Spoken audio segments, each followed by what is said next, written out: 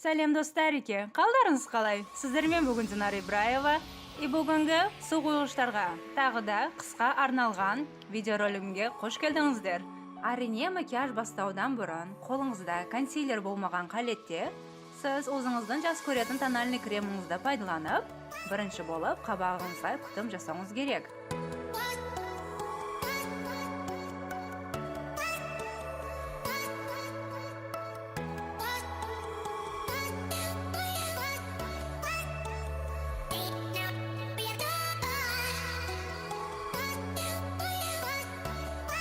Сонымен қолыңыз жетпеген жерлерді жас көретін щеточкаңызбен пробелдердің бәрін жамап қойып, суық реңдегі бояуларды жағуды бастадық. Ал бүгінгі макияжымызды жасауға Beauty Creations компанияның Эльза палеткасы көмек береді. Сонымен бірінші болып, тығыз шайғасқан мамық щеточкамызға көк реңдегі бояуларды жинап алып, оны жақсылап тұрып, қабағымызға жайғастырамыз.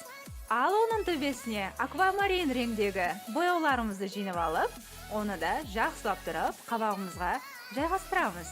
Сонымен видеороликте бұл этап көрсетілмеген болса да, әрине, әрбір бояуыңызды жайғастырып болғаннан соң, оны таза момық щеточкаңызбен жақсылап тұрып, растушевка жасап, профессионал қалетіне дейін жеткізіңіз.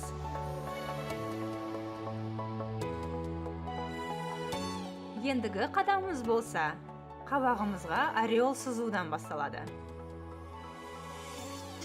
Ал оны амалға асыру үшін щеточка мен консилерді алып алыңыз. Ореолдың формасын сызып болғаннан соң, оны ашық реңмен бояп шығыңыз.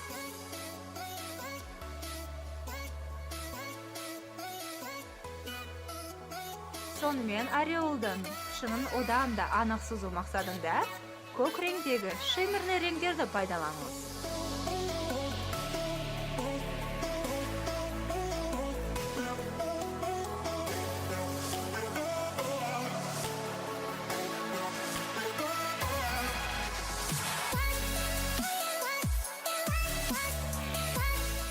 Сонымен ендігі қадамымыз қабағымызға жағылған тендердің бәріні көз астымызға жағудан болады.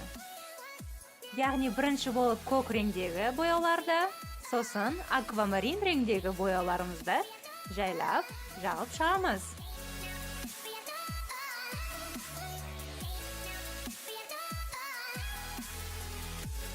Сонымен макияжының ең соңғы қадамы көздің ішкі жағына ақ реңдегі шиммерный бояулармен ұрып шығуда болады.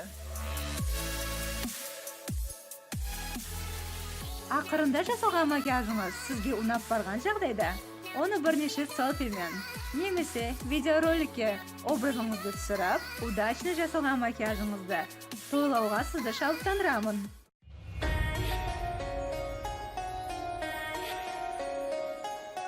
Сонымен ендігі су қойғыштарға арналған макияжымды да қабағымға тональный кремді жағудан бастап, момық щеточкама жылы тондағы қоңыр реңдерді жақсылап тұрып жинап алып, оны қабағымға жайғастырамын.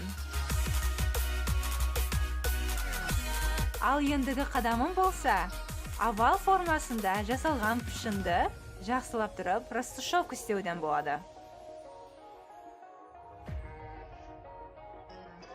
Ал енді жаңа қабақ сызу жолында маған консилер мен щеточка көмек беріп, сонымен байқап атқан болсаңыз, қазіргі сызып атқан жаңа қабағымның формасы өзімнің натурал қабағымның төбесіне жайғасқандығы себебі, мен өзімнің кішкентай көздерімді үлкен көрсету мақсатында осы ұсылды алайын деп тұрмын. Ал ендігі қадамым жаңа сызылған қабағымның шеттерін ақ реңдегі шиммерный бояулармен сызып шығуда болады.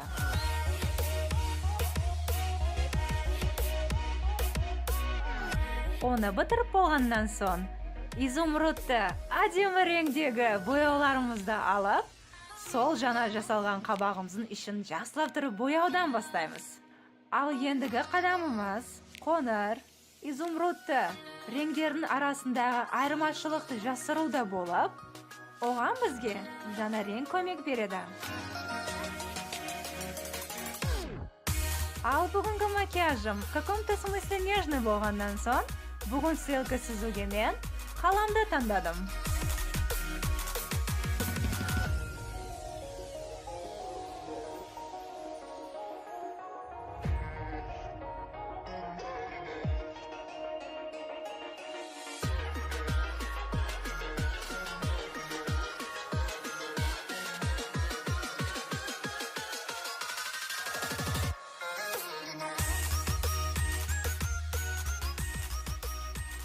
Сонымен әбден қиналып сызып болған стрелкамнан соң, мен қабағымға жайғастырған реңдердің барлығын аст көзімге жайғастырудан бастаймын.